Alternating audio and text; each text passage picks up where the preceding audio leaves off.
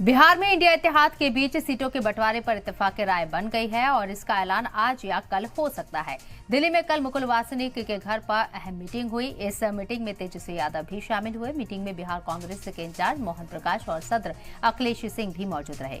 Meeting के बाद तेजस्वी ने कहा है कि सीटों पर इत्तेफाक राय बन गई है और 1-2 दिन में इसका ऐलान कर दिया जाएगा।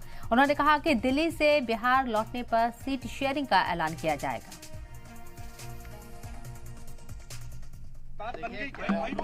कांग्रेस पार्टी और आरजेडी जो है सबसे ओल्डेस्ट हम लोगों का अलायंस रहा है और कोई भी परिस्थिति में हम लोग हमेशा साथ रहे हैं और चुनाव लड़े हैं।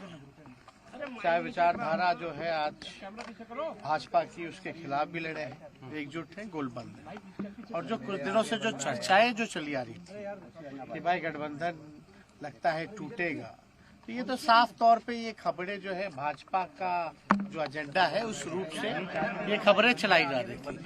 कभी भी हम लोगों में किसी भी चीज को लेकर के दरार की बातें नहीं आई हैं।